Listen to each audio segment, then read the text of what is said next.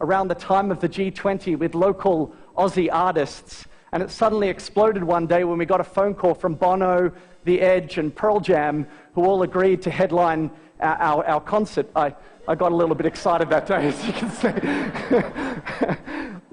But to our amazement, the Australian government heard our collective voices, and they agreed to double investment into global health and development, an additional $6.2 billion.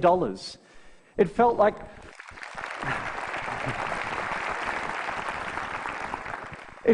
this.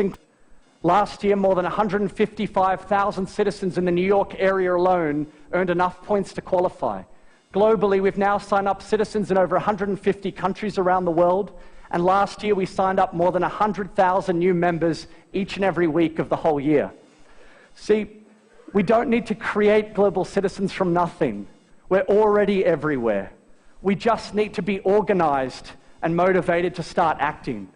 And this is where I believe we can learn a lot from Davinia, who started taking action as a global citizen back in 2012.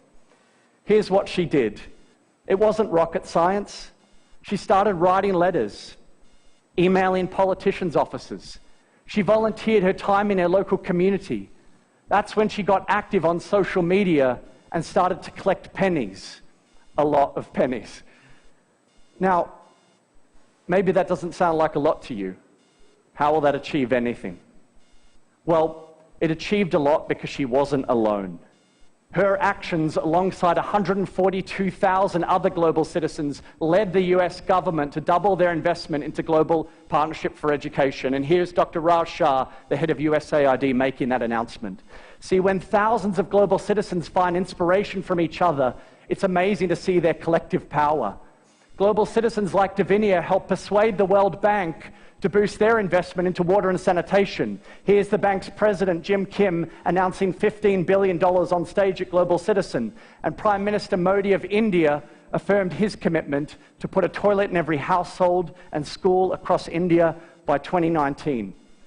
Global Citizens, encouraged by the late-night host Stephen Colbert, launched a Twitter invasion on Norway.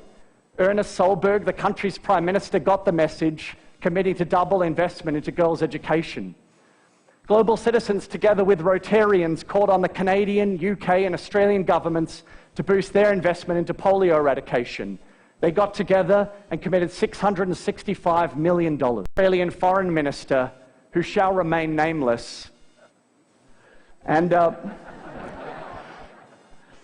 behind closed doors, I shared with him my passion to end extreme poverty. I said, Minister, Australia has this once-in-a-lifetime opportunity to help achieve the Millennium Development Goals.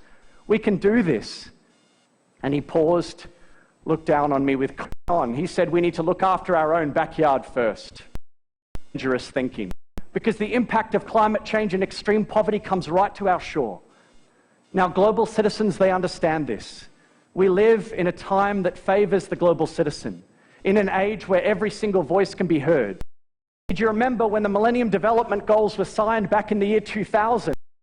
Impractical has coincided with this particular moment, and now have a unique. Citizens will partner with the world's leading NGOs to end diseases like polio. Connected, informed, engaged, and unwilling to take no for an answer. Over all these years, kids willing to look up from their school. Great pleasure to That's called potential. City for you to. I was bullied at one of the only ways I knew how to feel. I felt like I want you now to something you're passionate to share with you how I, right here with all of you. In 2013, same summit. What changed